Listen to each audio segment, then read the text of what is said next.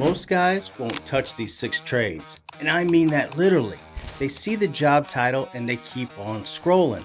I'm on Snapshot. And that's putting an extra $40, $50, sometimes $80,000 per year in the pockets of guys who said yes. Yes, definitely! Today, I'm pulling back the curtain on 6 blue-collar jobs that got a bad reputation somewhere along the way, and they never recovered. That's the best thing that ever happened to workers smart enough to ignore the noise. 30 years in the trades, and I've lived this. And I'm also going to tell you which one of these has the fastest path from day one to running your own operation.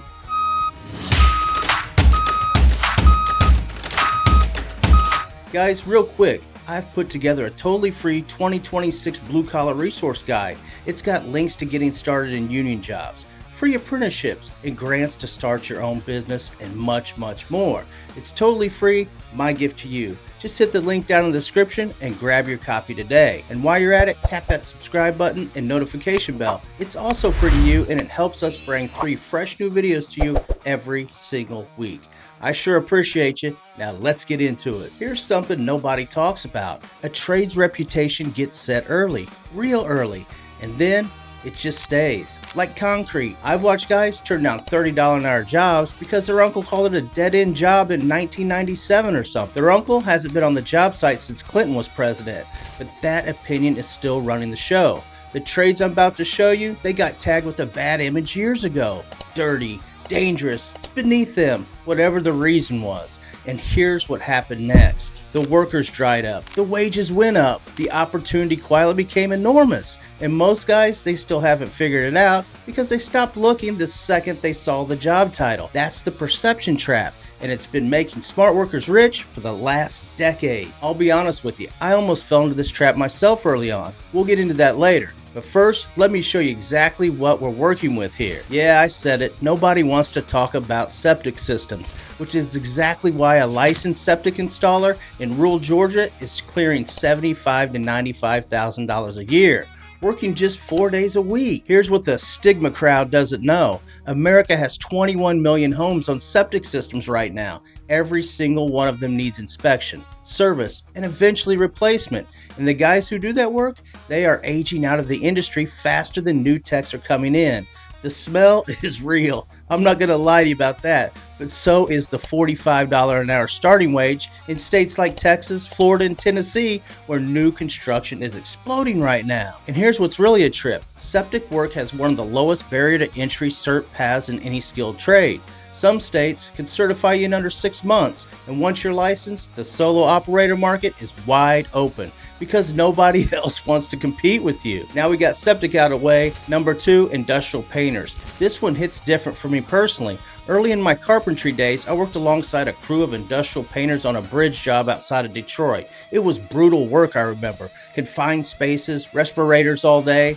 Those guys were making more an hour than I was as a union carpenter, and I didn't understand it at the time, but now I do. Industrial painting and abrasive blasting on bridges, tanks, pipelines, and marine structures. It pays $28 to $55 an hour depending on your certs and your location. The NACE and SSPC, they're the coding certifications, which most people have never even heard of. It can push your rate to $70 plus an hour on government contracts. And the reason why no one's in this lane, the work looks miserable from the outside. The work is demanding, but so is every trade that pays well, right? The difference here is almost nobody is training for this specifically, which means you could walk in certified and ready. You're not competing, you're choosing. Number 3, water treatment. Now here's the one I told you to stay for. This is the trade I watched guys walk away from in 2019. They thought it was government work, low ceiling, and boring. Well, let me show you what boring actually looks like. Water and wastewater treatment operators run the systems that process every drop of drinking water and manage every gallon of wastewater for entire cities. This is infrastructure work, mission critical. You cannot outsource it, you cannot automate it, and the country cannot function without it. Entry-level operators in states like California, they start at $55,000 to $65,000 a year. And with the grade 4 or grade 5 license, the top cert levels, you're looking at $90,000 to $110,000 a year. Oh yeah, did I mention full government benefits, pension, and overtime? Now here's what makes this genuinely crazy. The American Waterworks Association estimates we need 100,000 new water sector workers in the next 10 years alone, just to replace the ones retiring. 100,000. And enrollment in operating training programs, it's still flat. The guys who walked away in 2019, some of them called me recently. They wanted to know how to get back in. I told them the truth. The line is shorter than they think, because it still is. Trade number 4, elevator. This one surprises people every single time. Elevator installers and repair techs are some of the highest paid union workers in the entire skilled trades world, and the public has almost no idea. The IUEC, International Union of Elevator Constructors, they negotiate some of the best contracts in the country. Journeyman elevator mechanics in cities like Chicago, New York, and Seattle, they're pulling $100,000 to $160,000 in total compensation. The reason why it flies under the radar? The work sounds niche. It sounds small. How many elevators are there, right? Well, there's enough. More than 900,000 elevators are in operation in the United States alone. Every single one needs regular maintenance, code compliance, inspections, and eventually a major overhaul. The apprenticeship in 5 years is competitive to get in, but the guys who make it through, they retire rich. Full stop. Trade number 5, Millwright. Most people can't even define this job, which is a problem for them and an opportunity for you. A millwright installs, maintains, and repairs industrial machinery. We're talking conveyor systems, turbines, production line equipment, and compressors, the stuff that keeps factories running. If that machinery goes down, the factory stops. That means millwrights get called at 2 in the morning on a Sunday sometimes, but they get paid accordingly. The median pay for industrial millwrights, it sits around $61,000 to $75,000 nationally, but experienced millwrights in automotive, aerospace, and energy sectors, they regularly clear 6 figures, especially with overtime. But here's the kicker. Millwright work is almost completely recession-proof. Factories don't stop needing maintenance when the economy slows down or anything. If anything, companies defer new equipment purchases and lean harder on maintenance crews. This job exists in every state also, and it pays well in every state. And most people, they've never even heard of it or considered it. Trade number 6, hazmat. I saved this one for the last because it's the one with the most upside and the most misunderstood reputation. Hazmat remediation.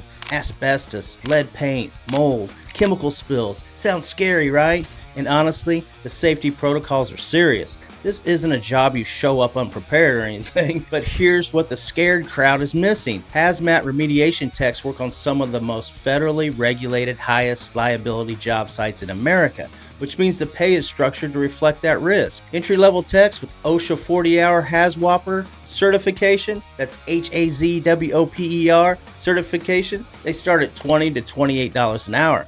Project supervisors and site safety officers with advanced certs, they're clearing $75,000 to $95,000 a year, and then some. And the work, it's everywhere. Old schools, old hospitals, old factories. Every major city in America has a backlog of remediation projects that can't move forward until certified techs, they do their work first. The stigma keeps the competition low on this one, guys, and the regulation, it keeps the pay high.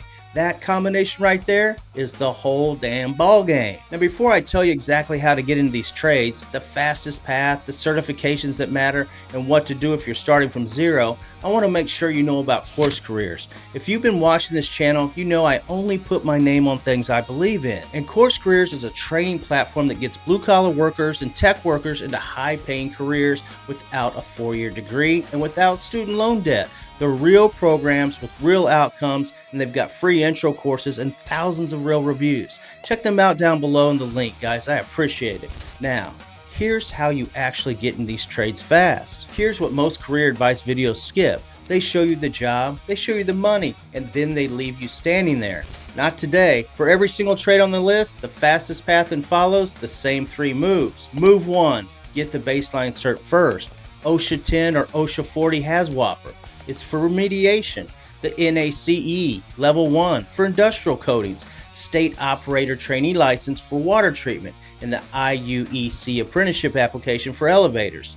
These aren't 4-year degrees. Most of them are weeks, not years. Move 2, target the employees nobody else is targeting.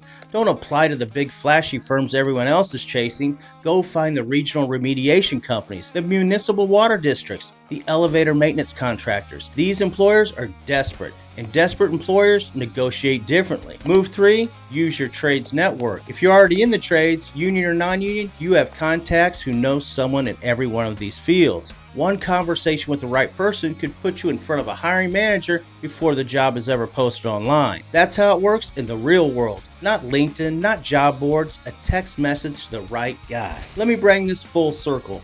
The 6 trades we just covered, septic, industrial painting, water treatment, elevator, millwright, hazmat, none of them are new.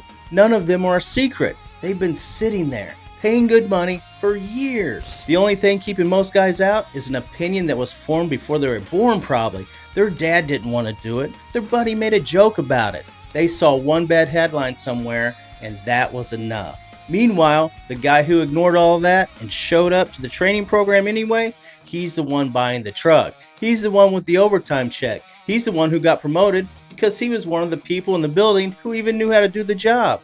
The perception trap isn't a trap, it's a filter, and the guys who pass through it are the guys who win. Here's what I want you to walk away with today. The trades everyone is running towards are getting overcrowded. The trades nobody wants to talk about are getting paid. If you're serious about building real income that holds up in recession, income that grows with your experience, income that nobody can take from you, these 6 jobs deserve a second look. Your reputation shouldn't be built on someone else's outdated opinion of what a good job looks like. Your reputation shouldn't be built on someone else's outdated opinion of what a good job looks like, right? Look, I've put 2 videos on the end screen that I'd love for you to check out next. One of them is going to show you exactly how fast you can move up in the trades when you stop following the crowd. I'm JV Charles, guys. Thanks for checking out the video. We'll see you on the next one.